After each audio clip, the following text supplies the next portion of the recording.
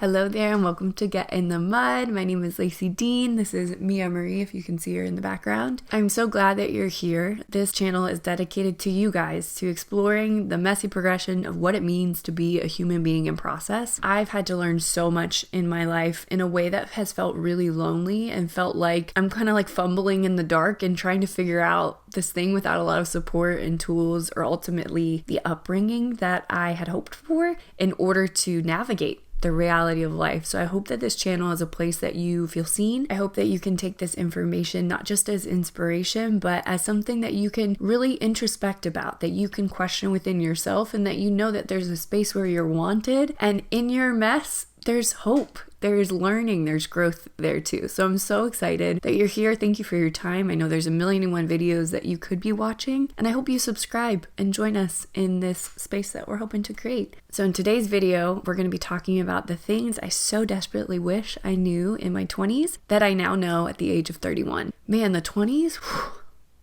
I do not miss them. They were hard, y'all.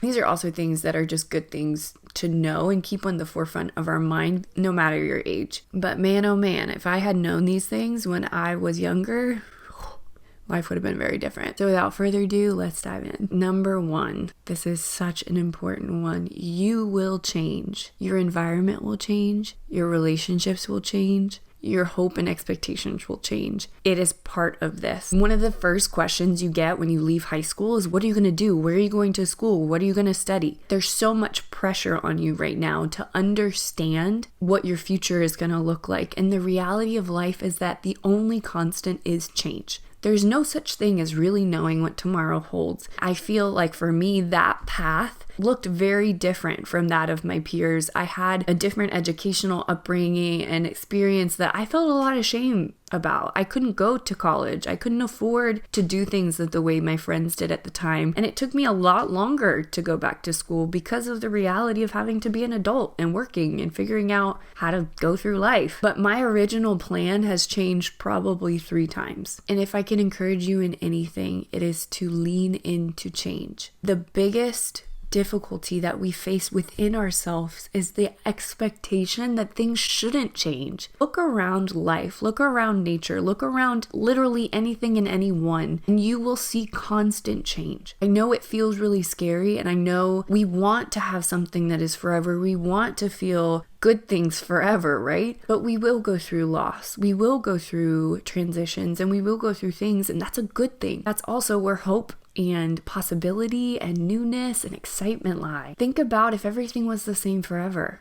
Really, would you enjoy that? I know on paper it might feel like that's a safer alternative, but pretty sure you'd hate it. And this leads me into point number 2, which is that resistance to change is going to be the biggest cause of your suffering. I had such a hard time changing what I needed to change when I was in my 20s because I had this expectation that I shouldn't be changing, that I shouldn't have to figure out all of these things, and that I wasn't allowed to change. There was this feeling within myself that if I went back on what I had originally said I was going to study, then I was failing, or that I was going back on my word, when in reality I changed my mind. There were a lot of things in my life that needed to change in order to create space for new and for healthy and for growth in a way that felt like a loss. And it was. There was a lot of grief in my 20s because I also had to recognize there were things that I wanted to be there that didn't really happen the ways that I wanted them to happen. It's okay to grieve that. It's okay to be disappointed. It's okay to feel all of the feelings around those changes, but know that resisting change does not stop it from happening.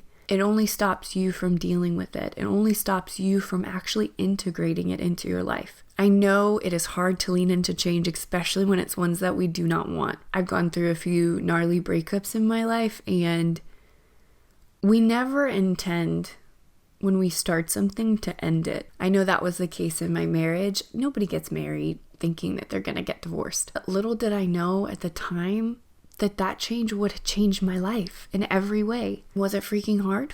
Yeah. Did it break me in a lot of ways? Of course. But that change, if I would have resisted it, would have just led me into denial, into further habits that were probably not healthy for me, which I did struggle with at the time, and things that ultimately would have just kept me stuck. The irony of resisting change is, yeah, it does keep you in one place, but that place is stuck. Learning to embrace the change is also learning to embrace possibility, embrace newness, embrace the hope of what can be. Number 3, there is a solution to every problem.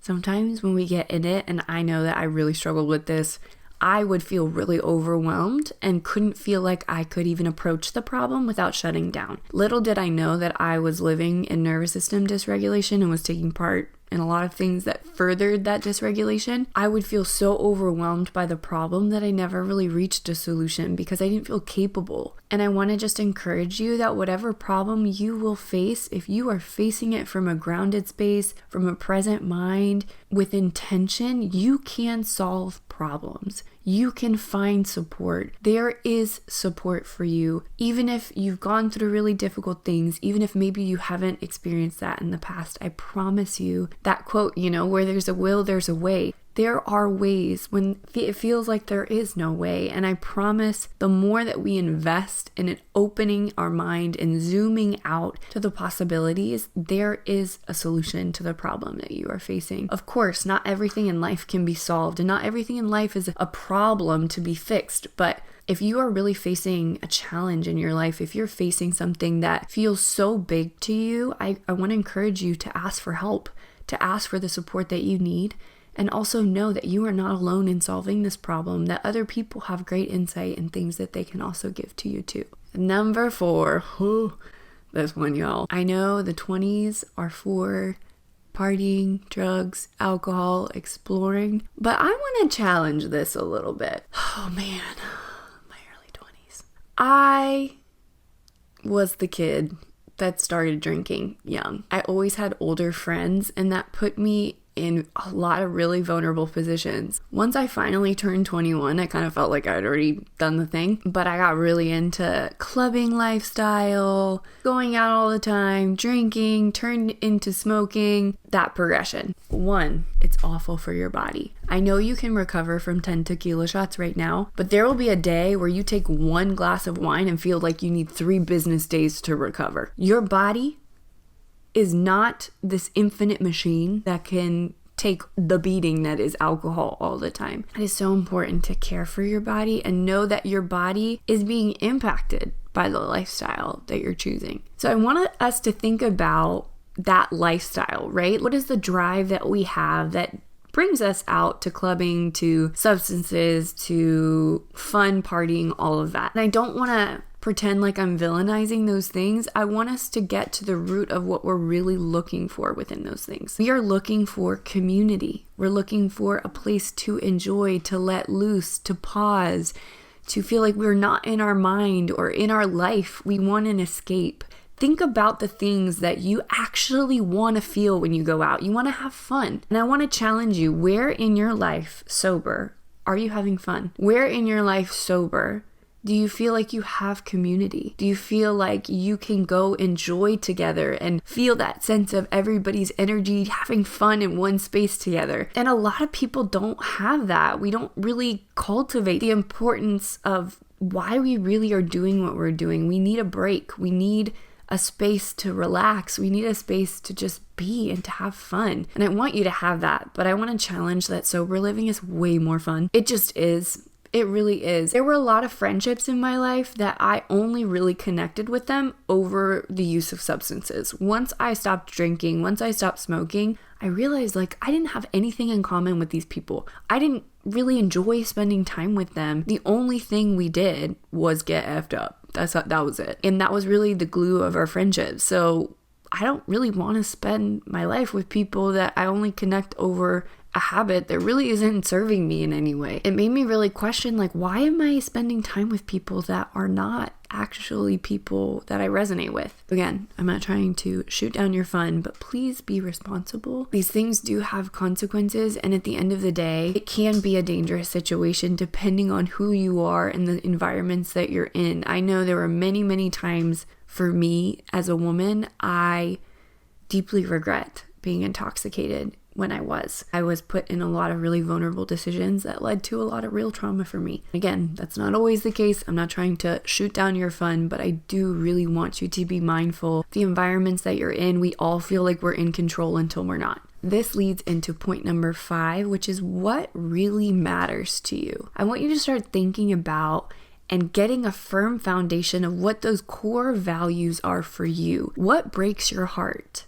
That's a great place to start, because I think sometimes when we think about values, it can feel kind of overwhelming. There's like the cliche, I want to be kind. I value people that are communicative and people that are honest and show authenticity and integrity. Those sound kind of like cookie cutter almost, but I really want you to think about what are the things in your life that you deeply value, that light you up, that break your heart, that just bring out a fire in you, because that's often a good place to start, that there's something in there that you are passionate about. Your values should be non-negotiables for you. There are people in the world that share those values and that can share and at the minimum respect them. You are not for everybody and everybody is not for you, and that's a good thing, because there's a lot of people in the world and we have access to a lot of people, and you're not for everybody, and that's okay. But it is important that you're sharing your life with the people that actually share and support those values and don't cause you to separate from yourself or to separate from your true identity and the beliefs that you hold. Your character and the integrity that you desire to show up with in your life, that's not something that should be negotiated. And I want you to think about something, and this might sound kind of silly, but just like,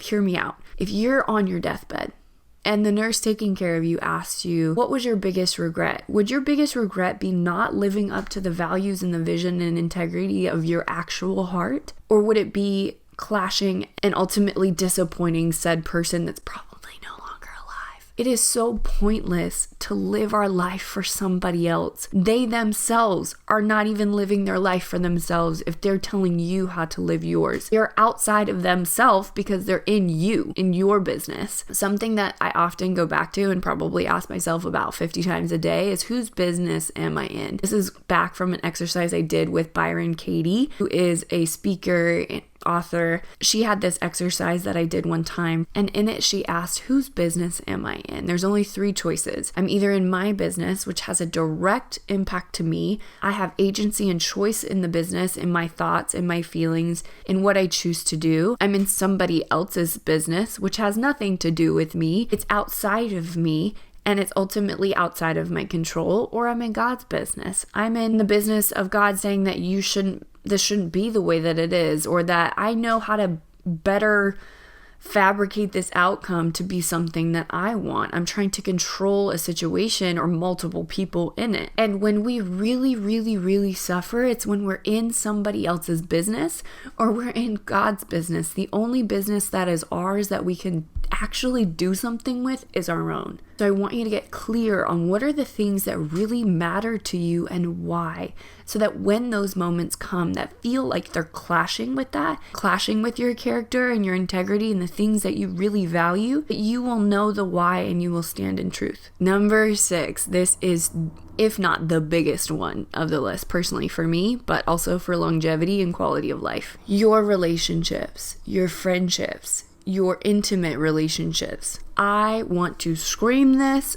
on the rooftops. Everybody in their 20s is looking for partnership, looking for companions, looking to get married. Of course, not everybody, but it feels like that. You see all of your friends starting to get married. You feel like there's maybe something wrong with you if you don't. Maybe you overlook red flags because you ultimately desire to be with somebody. And that desire is a beautiful thing. I know I still desire that. But your relationships are directly correlated to the quality of your life and even the longevity of your life. Settling for unhealthy relationships is so counterproductive because you are literally torturing yourself. You will have to erode the parts of you that are true, that are childlike and authentic and joyful, because you're in alignment and in connection with somebody that isn't actually for you. I know that I tried doing this so many times. I tried negating those values because I didn't really know what they were. I tried to fit into a little codependent box of who do you need me to be loved, and it was exhausting. I ended up getting married very quickly, and there's a lot of other things at play in our situation, but you cannot make yourself into something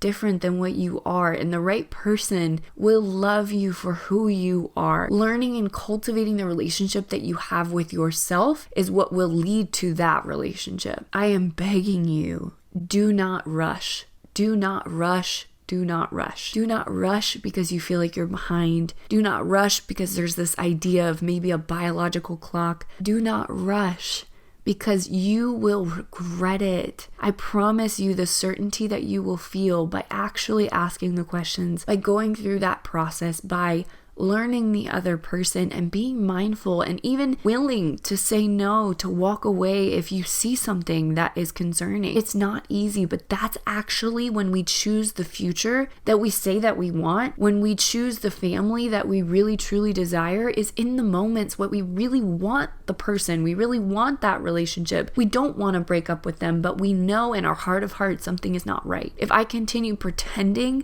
that that's fine, I am sacrificing the future that I know I desire and I long for. I said this before and I'll say it again. I'm not sure who originally said it, but it is so much better to wait long than to marry wrong. Just the reality of divorce and the legal reality of divorce, most people don't understand that marriage is the most important decision that you will make on a legal sharing of assets, sharing of responsibilities, reality of your medical decisions if you were in a hospital. These things are not often really talked about. We have this idea of marriage as like, this one day that we get married. But a marriage happens after the wedding, and the partnership and the friendship that you need to develop in order to actually sustain a marriage is so much more important than that one day. I heard this described this way from a divorce lawyer. I think his name, he was on Diary of a CEO, I'm forgetting, but he's like the most known divorce lawyer.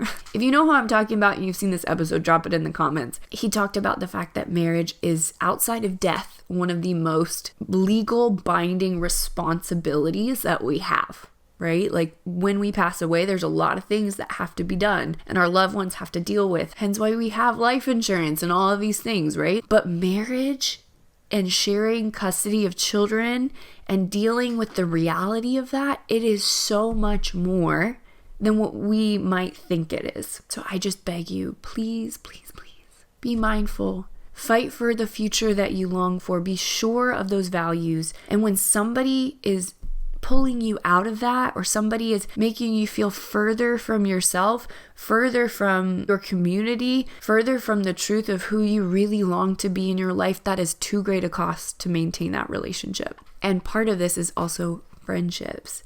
Your friendships will change, and you will most likely have a smaller group of friends by the time you're in your 30s and 40s. But I really want to encourage you to cultivate your friendships just like you would cultivate a relationship. It's not something that we really are taught to do. And I know I struggle with this too because I have ADHD and I struggle with just like the maintenance aspect of friendship. It is really important that the people in our life know that we are there for them, that we love them. I heard Simon Sinek say it this way, that friendship and trust is not built when we offer help, but when we ask for help. When we ask others to help, when we are in a vulnerable position and they show up, that builds trust, that builds intimacy. There will be situations in your life that you need support. There will be times that you need to call a friend, and a romantic partner is not going to be able to fulfill that role 100%. We need a community of people around us, and we need to be seen and known and poured into, and to pour out in multiple different ways. So this is your reminder, and also just something to keep in mind, that your friendships are just as important. To seek out like-minded, value-sharing, aligned people, because they will become the reality of your life. People that you spend the most time with, you become. You start adapting behaviors from, you learn, they model and ultimately teach us a lot of things. And sometimes those things are not great. So I want you to really take accountability of who is surrounding you. And if you have great people surrounding you, really pour into that, because that's such a gift. Shout out to my people, because I literally wouldn't be alive without you guys. I love you.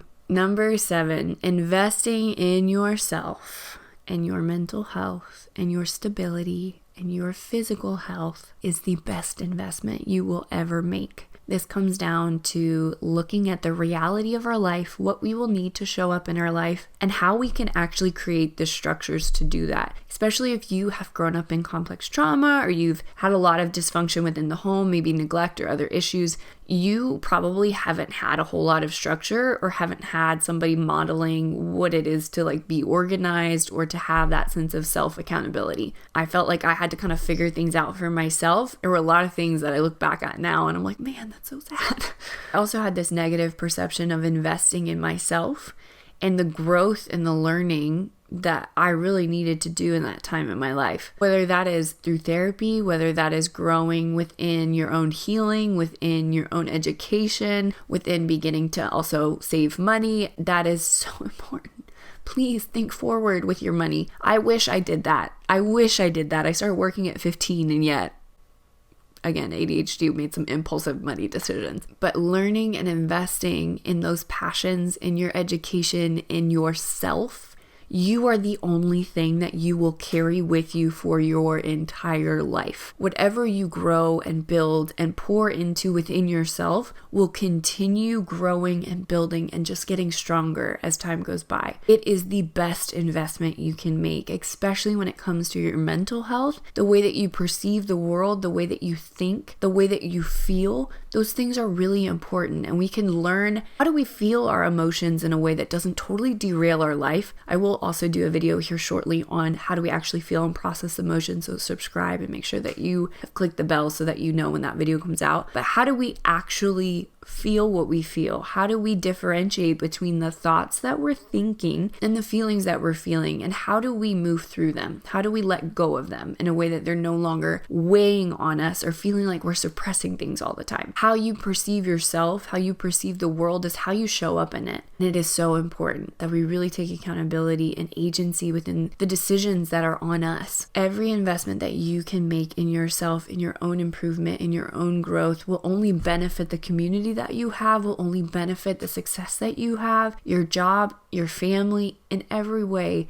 It is pouring into the world. And a huge part of that is also getting clear on what the reality is right now. Maybe what are the systems in your life that are not working, and how to really take an inventory and say, what are the things that I need to look at? A lot of times we shame ourselves because we feel like we should be in a place and we're not. That doesn't help anything. Shame keeps us, again, stuck in the reality of this is not where I want to be. But action is what actually overcomes that shame and teaches us that we are capable of making changes. So what is one small action that you can take after taking that inventory? Maybe, let's say you're struggling with waking up on time or you use your phone too much. How can you create a boundary for yourself to actually focus in a way that is helpful towards the goals that you are hoping to accomplish in your life? If you lived your life the exact same way today for the rest of the year, let's say you just had the exact same day for a year, would you be closer to the things that you really long for in your life, or would you be further away? Would you be in the same space?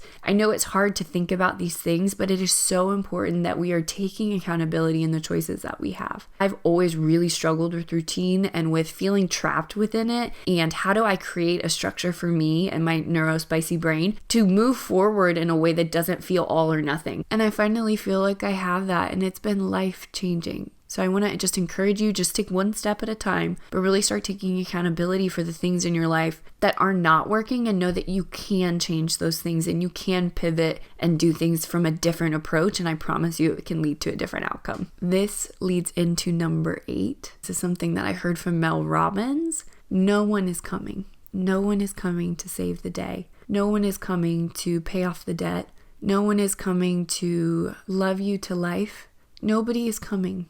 And I know that that's hard to hear. Something we need to grieve if we've had this expectation of one day this person's going to fall in love with me and they're going to be everything that I've ever hoped for. And then the reality is we see their flaws and we see the way that they snore and drive us crazy. And we are disappointed by the fact that maybe, life happens. When we put our well-being on the shoulders of another, it is far too heavy for them to bear. It is unhealthy for them to bear, because at the end of the day, like we said, even doing that is being in somebody else's business. We're telling them that they should be focused on us. It is not fair. We have to be focused on the reality of what we need, who we are and take accountability for that. I know it can feel really overwhelming, especially if you struggled with shame or you felt like a failure or you just in general feel like you are not where you want to be. It's easy to get stuck in that loop of, yeah, but I don't trust myself. We build trust by actually doing the thing little by little, the 1%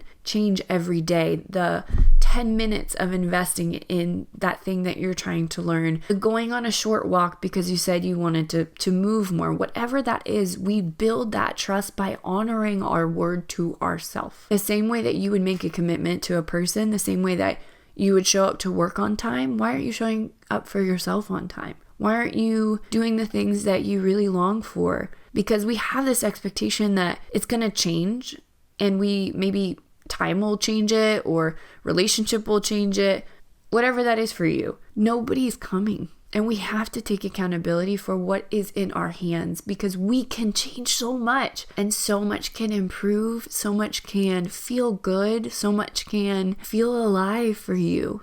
And if you're struggling, know that I have been there, and I know this is hard to trust if you haven't experienced it, but I've walked that exact path. I felt like the most scattered person in the world, but learning to build that relationship of trust within myself has changed my entire life. Nobody is coming to save the day, but that's actually a good thing, because the only thing you can control is yourself, but the only thing you need to control to actually get to the life that you long for is yourself. Number 9, things can heal and improve. Things can heal and improve. I would have never believed this if you told me this in my early 20s. I had a really deep connection with the narrative of being a victim, because I was a victim in my life. I was a victim to narcissistic abuse from my father. I was a victim to abuse within relationships and other things that had happened to me. I was truly a victim. And so I didn't know how to own that agency or the power that I had, because I always was taught, and it was a very subconscious thing, that boundaries were negative and that I wasn't supposed to have those because I'd get punished for them, or I'd be exiled, or I'd be disconnected if I had them. I didn't actually feel like things could ever get better. I really struggled with this, and it led me to the point of contemplating multiple times taking my own life. I didn't want to die. I just wanted to feel relief. I just wanted to feel better, and I couldn't get the thoughts to stop. I couldn't stop feeling the way that I was feeling in my body, and I just wanted relief. And I thank God every day that I did not do that, because these things can change. Feeling your feelings and learning to emotionally regulate, those things can change. Your thoughts can change. I can say, and I said this the other day to my mom, this is the first time in my entire life that I am not navigating my life through the lens of shame. I do not feel shame anymore. That's crazy. I have gone through my entire life with this shame identity, that I'm doing something wrong, that I myself am wrong. I felt with my ADHD that there was just always something wrong with me. And now I've come to a place of acceptance and understanding of who I actually am, that I make conscious decisions and I don't feel shame. It's so beautiful and liberating. I've accessed anger again. I've accessed joy. I've accessed so many things that for the longest time I didn't even know I could. And I promise you, it can change, but it depends on your willingness to do that work, your willingness to grieve, your willingness to feel the reality of what was and what wasn't. And I know that is not easy, but there are tools, there is support, and approaching ourselves from a place of compassion and curiosity, looking at ourselves like a child with love and with tenderness to that pain. We don't have to torture ourselves into healing, into growth, into these things happening or changing. It's actually the opposite. It's sitting with them. It's getting in the mud. It's getting in the mess with them, with that part of you, with that pain, with that narrative that you've held on to from childhood or from that relationship or that experience. And it's really looking at it through the light, because once we see it in the light, it dissolves. There's truth we can see the roots, and we can see the need that is so often in that belief. And when we can meet that need through a healthier, more productive lens, I promise you, you will not want to choose the one that hurts you anymore. if you are feeling overwhelmed, like you are just on this uphill battle and that there's so many things that need healing and changing in your life, please just know it's one step at a time. I'm so freaking proud of you for taking that step today, watching this video, from doing the work, and you will get there. Where you are today is enough. You are enough today, and what you are feeling will pass. Number 10, life is shorter than you think. It was really hard for me the first few times that I lost people in my 20s. They were often people I went to high school with, people that I knew had struggled with addiction, people that, you never think would pass away at such a young age. Car accidents, cancer, things that are out of control. And it made me realize, whoa, life is so much shorter than I think it is. Having lost some people this year, I've really questioned, what is my legacy in the world? What is the work that I desire to leave for my family to see, for my kids to see one day, for my imprint to be on the world, right? Like, I have all of these thoughts. I have all of this that I've learned, and I want to use that. I don't want my legacy to just be that she survived a lot of stuff and then lived a great life for herself. I want to do that for you. I want to help other people do the same. I want to help people step forward into their power, even if it is messy, because that's the point. It always will be. There's no such thing as one-way liberation. When I become liberated, I am also inviting you to be liberated as well. Life is short. What will your legacy be? Because we should think like that. You probably heard this quote, the only guarantee in life is death and taxes, right? So why are we not talking about this? I know it's scary to talk about death because we feel like, oh my gosh, it's a reality. I don't want to think about that. I'm freaking out because I don't want to be confronted by all of the fear, all of the regret, all of the things that I know I haven't really done or I hope to do or long for in my life. But at the end of the day, if we are not mindful of the reality of this human condition, which is that it will end at some point, we're not going to be intentional with our life. All of these points go back to, what are we focusing on? Are we being intentional with ourselves and in our life? Are we being intentional with the space that we're given? Are we being intentional and purposeful with the gifts that we have, with the passions of your heart? Are you sharing yourself with the world, with your people? Are you letting the world love you for who you are? Not hiding, not feeling like you are less than because of all of the things that maybe you've gone through and the reality of what your life has been. This is your invitation reminding you that your legacy can be different, that you are not the past, you are not what you've gone through, and the legacy of your life is meaningful. People need you here, and I'm so glad that you're here. I think sometimes too about if I had taken my life, the people in my life that I've been able to impact, the people that I've been able to speak life into, to speak love into, man, I wouldn't trade that for anything. Doing this work, I wouldn't trade it for anything. And I'm so thankful that I continued to have, at least up until this point, a legacy that I'm so proud of. So if you're going through it, know that this too shall pass. This overwhelm and the feelings that you're feeling will pass. The beauty, the joy, the things that you love will also pass. We have to be present. We have to savor it. We have to be mindful and intentional in it because life is short. And it often takes tragedy to remind us of that. So on that light and happy note, I hope that you took something meaningful from this video. Comment down below what resonated with you. I'd love to just hear your thoughts. Again, I am going to put the email here down below as well as in the description box. If you guys are going through something or you want to talk about a specific topic on this channel, I'd love to be of help to you in that way too. Please, please, please consider subscribing to the channel, sharing this video with somebody who maybe needs to hear it on your socials, tag me in it. Let's be friends on social media. All of that information will also be in the description below, but we should be friends. I'm so thankful for your time, that you've reached the end of this video. If you are the very few that have reached the end of this video, drop a comment below. Know that I'm so thankful for you, and I hope that this has served you in some way. You're doing the work. I'm so freaking proud of you. Keep showing up for yourself. Keep showing up in the world. I promise you it just gets better with time. Sending you so much love. Keep getting in there.